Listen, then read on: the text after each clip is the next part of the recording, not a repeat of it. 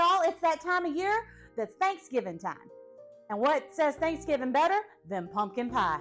And in my family, it's a family tradition, handed down recipe from generation to generation, just like grandma's dressing. Let me show you how.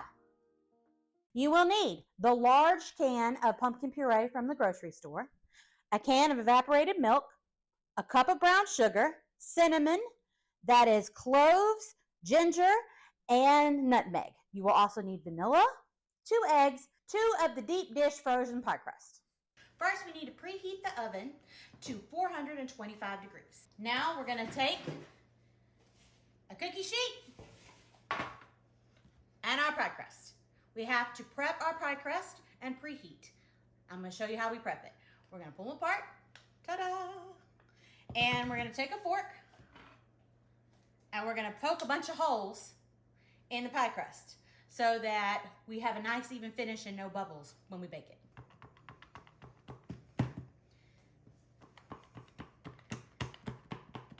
Just lots and lots of holes. You don't have to get any kind of creative with it. Just get it holy. And don't forget the sidewalls. They got to be holy too.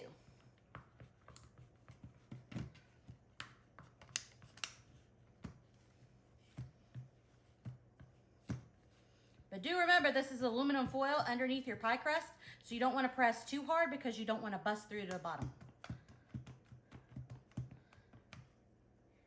And then I like to go around this little crease right here just to make sure it don't bubble up.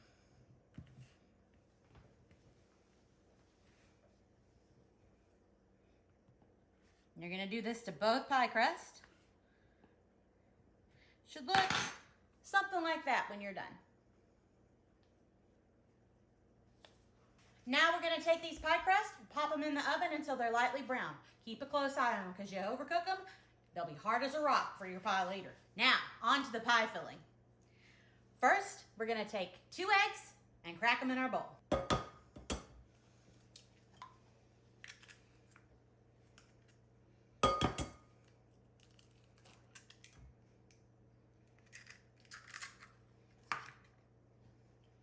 Gently beat those together.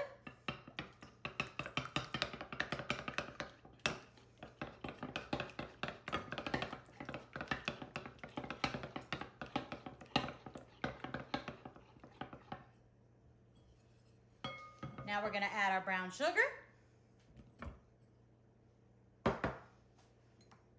and our spices.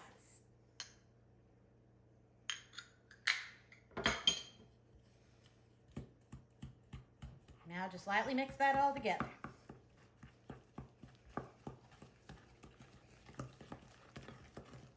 Woo-wee! It's already smelling wonderful.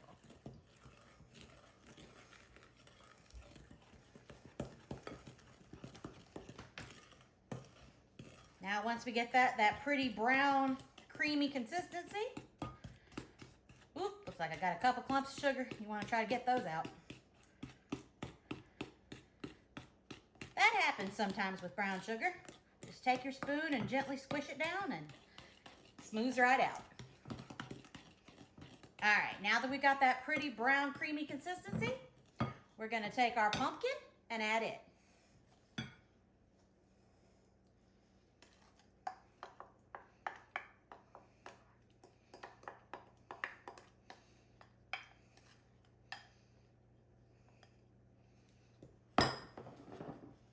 Now we're just gonna mix that in.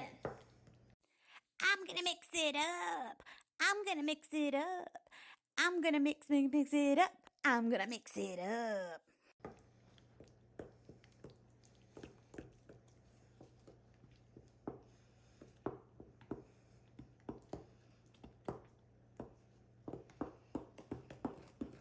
All right, now that you got the pumpkin incorporated good,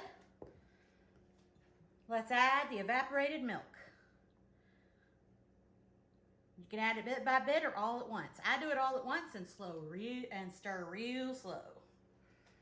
You can also go ahead and add your vanilla at this time.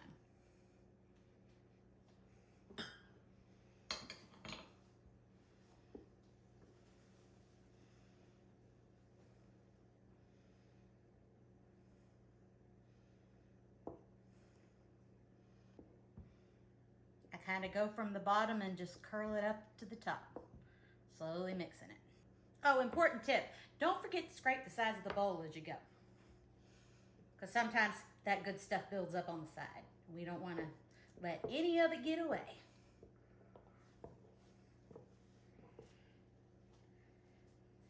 All right, once our mixture looks like this, it's ready to put in the pie crust. Don't forget to like and subscribe. So now I have our pie crust. They're gorgeous, lightly golden brown.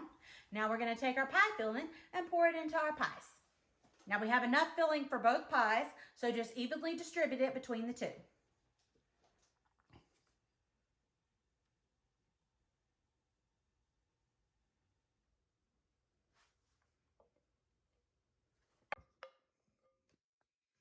Now I'm going to take these beautiful pies and stick them in the oven for 15 minutes at 425 degrees.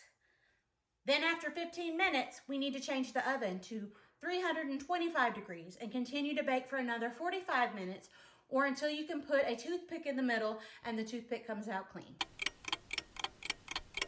So I just took the pie out of the oven and whoo, does it smell good in here. Now I'm going to take it out of these baking pan I got it in and I'm going to go put it in the refrigerator and let it cool off because it's best served cold.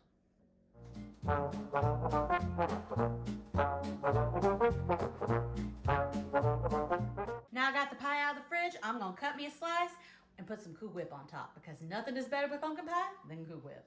Okay. It's punkalicious. This pie is so good. Y'all got to try this.